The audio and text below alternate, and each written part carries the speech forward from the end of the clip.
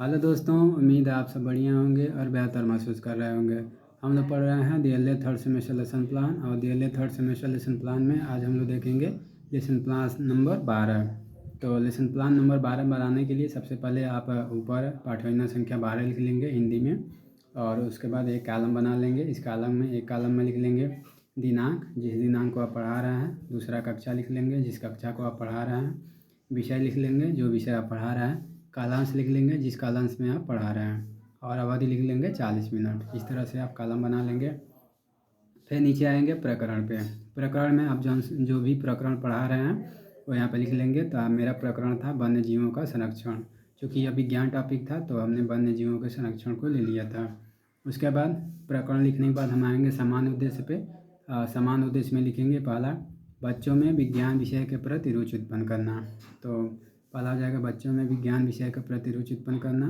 दूसरा हो जाएगा बच्चों में तार्किक व चिंतन शक्ति का विकास करना। तीसरा हो जाएगा बच्चों में कल्पना शक्ति का विकास करना।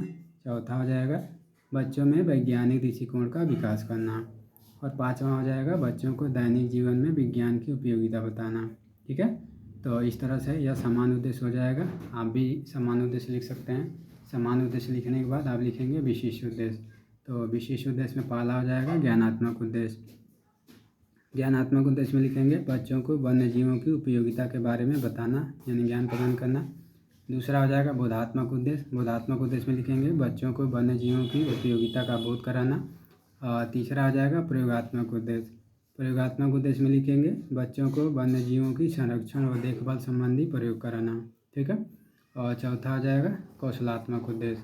कौशलात्मक उद्देश्य में लिखेंगे बच्चों को वन्य जीवों के संरक्षण संबंधी कौशलों को सिखाना व उनके देखभाल संबंधी उपाय बताना। तो इस तरह से यह 4 आपका उद्देश्य हो जाएगा विशिष्ट उद्देश्य में। ज्ञानात्मक उद्देश्य, बोधात्मक उद्देश्य, प्रयोगात्मक उद्देश्य और कौशलात्मक उद्देश्य।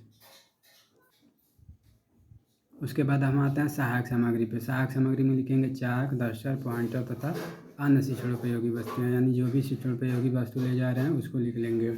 उसके बाद आता है पूर्व ज्ञान। पूर्व ज्ञान में लिखेंगे बच्चे वन्य जीवों के बारे में सामान्य जानकारी रखते हैं। इस तरह पूर्व ज्ञान हो जाएगा। पूर्व ज्ञान के बाद हम निकालेंगे प्रस्तावना प्रश्न। तो प्रस्तावना प्रश्न में अब 3 कॉलम बनाएंगे। पहले में क्रम संख्या लिखेंगे, दूसरे में छात्राध्यापक कथन, तीसरे में छात्र या छात्रा कथन लिखेंगे।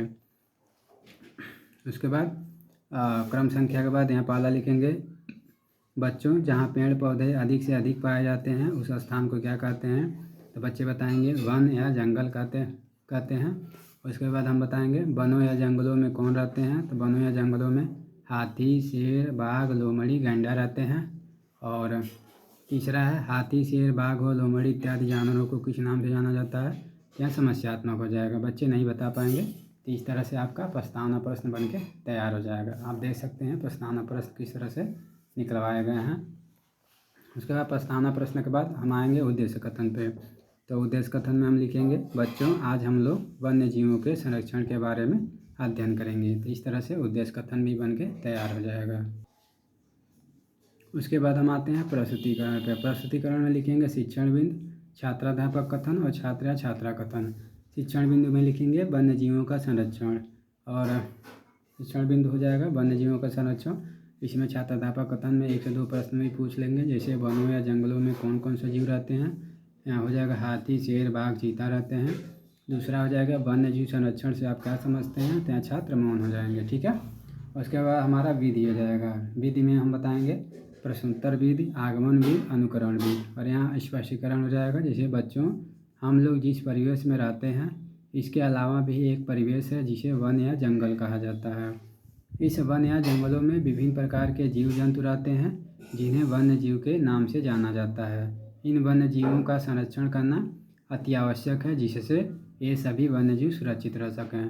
तो जब हम यह स्पष्टीकरण दे रहे होंगे तब छात्र या छात्रा ध्यानपूर्वक सुनेंगे। ठीक है, तो इस तरह से यहाँ विधि हो जाएगा, स्पष्टीकरण हो जाएगा। और स्पष्टीकरण देने के बाद हम आएंगे मूल्यांकन प्रश्न पे। तो 2 से 3 मूल्यांकन प्रश्न भी पूछ लेंगे, जैसे बच्चों, शेर कहाँ रहता है। बच्चे बताएंगे वन या जंगल में रहता है। वनों में रहने वाले जीवों को कहा जाता है। तो बच्चे पढ़ लेंगे तो बता देंगे वन्य जीव कहा जाता है। किसी वन्य जीव का नाम बताओ तो बच्चा बता देगा हाथी। उसके बाद मूल्यांकन प्रश्न के बाद बोधात्मक प्रश्न पूछते हैं, जैसे वन्य जीव किसे कहते हैं। तो बच्चा बताएगा यहाँ पे 2 वन्य जीवों के नाम बताओ। और तीसरा आ जाएगा जंगल को और किस नाम से जाना जाता है। इस तरह से आपका बोधात्मक प्रश्न भी बनके तैयार हो जाएगा, देख सकते हैं।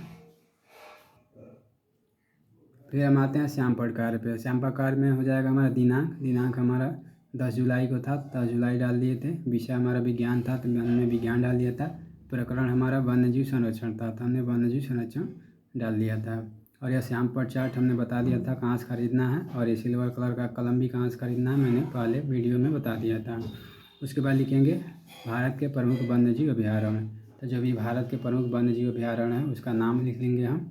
जैसे दुधवा राष्ट्रीय उद्यान उत्तर प्रदेश में है, चंद्रप्रभा वन्यजीव अभयारण्य उत्तर प्रदेश में है, राजा जी राष्ट्रीय उद्यान उत्तराखंड में है, गिर राष्ट्रीय उद्यान गुजरात में है, नंदा देवी राष्ट्रीय उद्यान उत्तराखंड में है, जिम कॉर्बेट राष्ट्रीय उद्यान उत्तराखंड में है, बांदीपुर राष्ट्रीय उद्यान कर्नाटक में है, काजीरंगा राष्ट्रीय उद्यान असम में है, सरिस्का राष्ट्रीय उद्यान राजस्थान में है। इस तरह से आप देख सकते हैं श्यामपट्ट चार्ट कैसे तैयार हो रहा है, आप भी इसी तरह तैयार कर लेंगे। उसके बाद हम आते हैं निरीक्षण कार्य पे। तो निरीक्षण कार्य में लिखेंगे छात्र जब श्यामपट्ट कार्य को अपनी कॉपी पर लिख रहे होंगे तब छात्र अध्यापक कक्षा में घूम घूम कर निरीक्षण कार्य करेंगे, ठीक है। इस तरह से निरीक्षण कार्य हो जाएगा। और हमारा गृह कार्य हो जाएगा। गृह कार्य में हो जाएगा बच्चों आप सभी को 20 वन्यजीवों के नाम लिख कर लाना है, ठीक है ना। तो इस तरह से आपका लेसन प्लान संख्या 12 बनकर तैयार हो जाएगा। उम्मीद करते हैं आपको लेसन प्लान अच्छे से समझ आया होगा। तो आप भी इसी तरह से लेसन प्लान बना लीजिएगा और अपने दोस्तों तक ज़्यादा से ज़्यादा शेयर कर दीजिएगा ताकि वे भी आसानी से DLED का लेसन प्लान बना सकें। धन्यवाद।